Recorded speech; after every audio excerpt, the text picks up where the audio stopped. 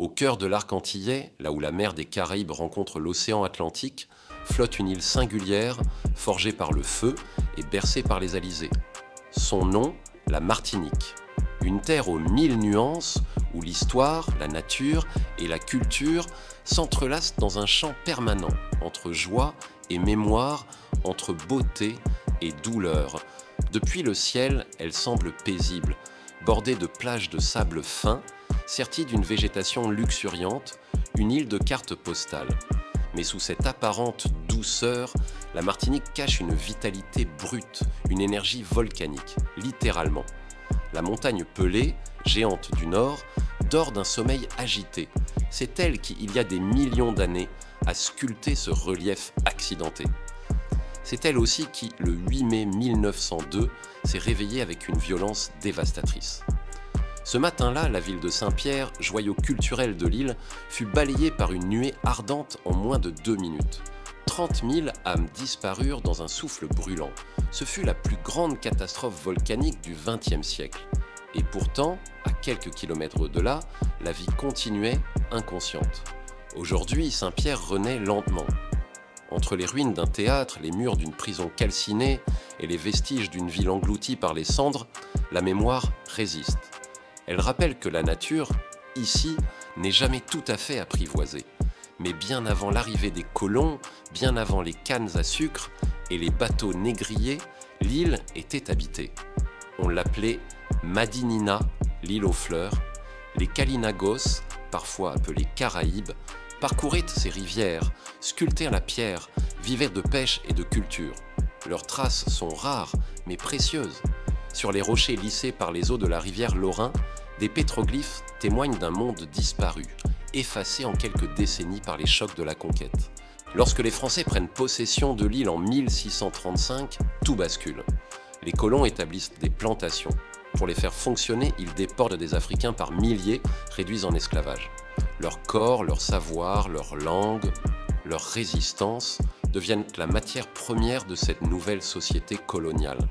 Les plantations de canne à sucre se multiplient, les habitations se dressent, on y entend les chaînes, les chants de peine, les coups de fouet et les murmures de révolte. Car les esclaves n'acceptent jamais totalement leurs conditions. Certains fuient dans les mornes, les hauteurs boisées, devenant marrons. D'autres se soulèvent. L'histoire retiendra des noms comme celui de Louis Delgrès, même s'il agit en Guadeloupe, ou encore l'écho des révoltes étouffées dans le sang. Il faudra attendre 1848 pour que l'esclavage soit aboli, pour de bon. Un décret signé à Paris, mais porté ici par des hommes et des femmes debout, en colère, décidés. Depuis, chaque 22 mai, la Martinique se souvient. Ce n'est pas une célébration joyeuse, mais un moment de mémoire vivace. Ce passé douloureux n'a pas seulement laissé des cicatrices, il a aussi engendré une culture riche, métissée, unique. Ici, tout est créole. La langue, tout d'abord, fruit du contact entre les idiomes africains, français et européens. On dit bonjour au lever du jour, on partage un tea punch en fin d'après-midi et on compte à la veillée. La musique est une respiration. Le bélé, chant et danse nés dans les plantations résonnent encore dans les quartiers. Il mêle percussion, voix et pas martelé sur le sol, comme un dialogue entre l'ici et l'ailleurs. Plus tard viendront la biguine, la mazurka, puis le zouk, qui fera danser toute la Caraïbe et bien au-delà. Le groupe Kassav deviendra l'ambassadeur de cette musique joyeuse, ancrée dans la fierté d'être créole. Dans les assiettes aussi, tout est histoire. Colombo de cabri, acra de morue, dombré aux crevettes, pois d'angole, tinin et morue, fricassé de chatroux. Chaque plat est un mélange subtil, une trace de l'Afrique, de l'Inde, de la France, du monde. Le rhum distillé dans les habitations depuis des siècles est plus qu'une boisson, il est un symbole identitaire, un savoir-faire reconnu. La Martinique, c'est aussi Aimé Césaire, poète, penseur, maire de Fort-de-France, fondateur du mouvement de la négritude. Il dira « Je suis de la race de ceux qu'on opprime ». Avec Frantz Fanon, il posera les fondations d'une pensée anticolonialiste puissante, lue dans le monde entier. Mais la Martinique ne vit pas que dans les livres. Elle vit dans les marchés, dans les voix des conteurs, dans les carnavals où les diables rouges dansent avec insolence, dans les yolles rondes qui glissent sur les eaux turquoises lors de courses folles, suivies par toute l'île. Les paysages sont eux aussi une source infinie d'émerveillement. Au nord, la forêt tropicale recouvre les pentes humides. On y entend les cris des mangoustes, le chant des grenouilles, le frémissement des palmes. Au sud, les plages sont blondes, bordées de cocotiers. À l'est, la mer est plus sauvage, là où l'Atlantique frappe la côte avec force. Et à l'ouest, la douceur caraïbe invite à la baignade. Les pêcheurs sortent dès l'aube, leurs barques colorées fendent les vagues. Ils reviennent avec des vivanos, des dorades, ou parfois rien du tout.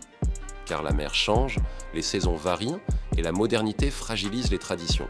Dans les terres, les agriculteurs cultivent bananes, ignames, patates douces, mais aussi fleurs tropicales, ananas, goyaves.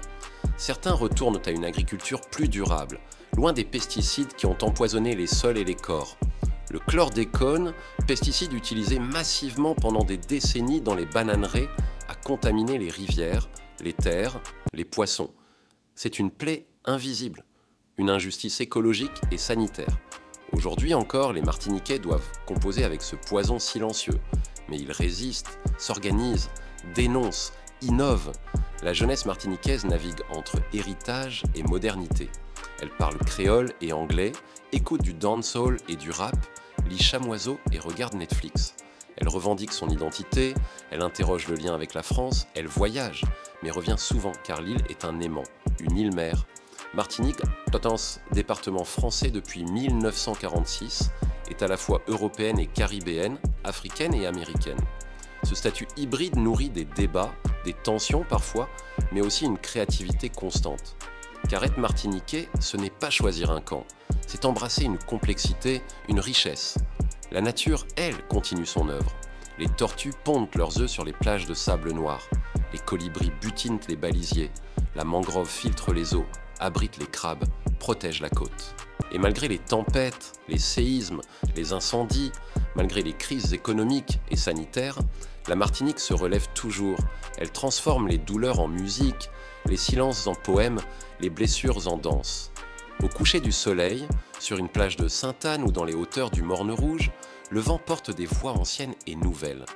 Des voix qui racontent une île vivante, vibrante, indocile. La Martinique n'est pas une île figée, c'est une terre en mouvement, une mémoire en marche, une promesse. Et à celui qui sait regarder, elle offre bien plus que des paysages. Elle donne une leçon de résistance, de beauté, de vie.